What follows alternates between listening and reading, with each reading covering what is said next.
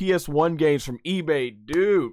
I remember I brought the Dragon Ball magazines, the Beckett magazines too. I remember having it, but yeah, this is back then when it was hard to get this stuff.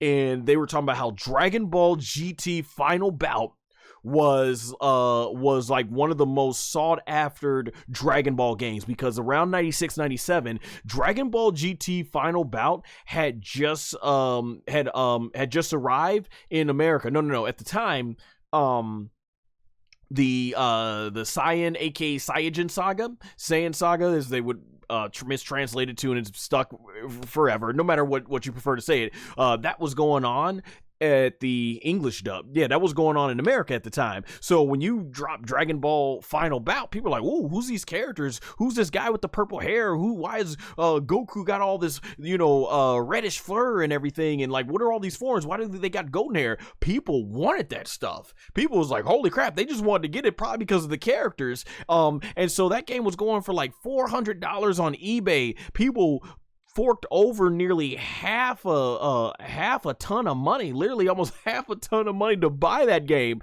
And what's funny is when you buy the game, it's like, oh man, this sucks. This really sucks. Shout out to, if y'all she's been one of the more newer Dragon Ball people that's come on the rise. That was in recent time. I watch her, and I think Man 0001 watches her as well. Hidden, she reviews a lot of Dragon Ball games, and man, she roasted that game to Kingdom Come, man. Final Bout, I think it was either Final Bout or Sagas. Yeah, if you want two top games of that people would probably put on their worst Dragon Ball games list, it's those games, man. Yeah, but Dragon Ball GT Final Bout, yeah, it was slow, it was clunky. Soundtrack was awesome. Hironobu Kageyama, who's gonna be performing, I believe, as well. He's gonna be performing a little bit coming up in the Genkidamatsuri, Genkidamatsuri, if I'm saying that right, event. But yeah, his music, his soundtrack was awesome. I love Final Bout, some good workout music. I still listen to the biggest fight. I still listen to that till this day. That was cool stuff. It was also really good stuff that I thought they did in the game in terms of like just the graphics for its time was fine. It put Dragon Ball into 3D, so I think the game paved the way to the 3D games that we have nowadays. But yeah, people just felt that game wasn't worth it at all. And I learned, because they repackaged Dragon Ball GT Final Bout. They repackaged that game, the PS1 version of it. They repackaged that with some really cool cover art and everything. And I brought that game back when I was in high school. We had this video game club. I brought it, and people just swarmed me like, "Oh, let's play it," because the cover looks so cool. And I'm just sitting there, these guys, in my mind, I'm just smiling on the outside, and I'm like, in my mind, I'm like, these guys have no idea what they're in for, because by this point we've had Budokai, we've had the Tenkaichi games, and this is the PS3 era. So we've got Burst Limit and the Raging Blast games. So we put that sucker in, and the first clunkiness they see of how the characters move, they were like, oh, everybody just walked away and wanted to play other games because it was not what they thought about. And that's when I learned the true power of Dragon Ball. You just slap cool Dragon Ball characters on it, you slap cool Dragon Ball artwork on it, and man, people are sold. And then it's like, buy now, and then wait later to see if it sucks or not. Oh boy. So yeah, that takes me back. Go to eBay. Under left says Ultimate Battle 22, I think it was called. That game. That game, we got that released when the Majin Buu saga ended 2003 on PS1. I enjoyed, I admit, I played those games probably more than I should have back in the day. Ultimate Battle 22,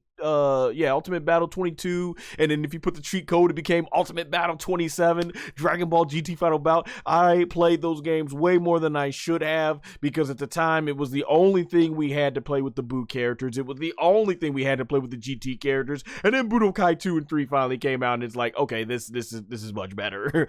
Oh man, boy, thank you for bringing up these old Dragon Ball games, man. It takes me back. I still have Final Bout Japanese version. You needed a mod chip for the PlayStation. Under left, yeah, I remember those, like the days when we had to do like the what was those we used to buy? Me and my brother used to play it on PS1. We used to buy those the Game Shark code. Yes, the Game Shark. I remember that we brought that, man. The Game Shark. Boy, that takes me back. Game Sharks. Yeah, I remember we had to do those. I saw the Dragon Ball GT Final Bout on it. Oh, I hear music. The new game announcement. Okay, guys. They're about to announce the new games coming out and everything. All right. Thanks for keeping the chat. Let me get to the rest of these. Game Shark. The man 0001 says, oh, I remember how inflated DBGT Final Bout price was. Yeah.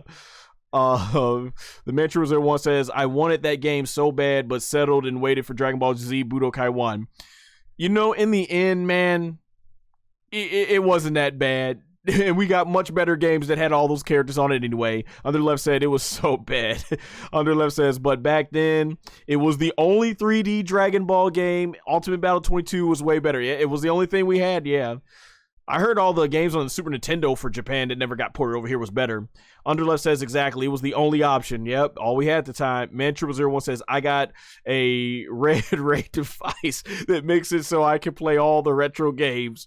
Oh my gosh. Insider turn Red Ray. I know what you mean, Man001. Man001 says, Dragon Ball GT Final Bout 2. It's been in development for a while. Okay.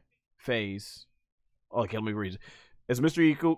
Iyoku mentioned, I believe it's because of the card put into project that we've been working. Try to keep up with the subtitles. As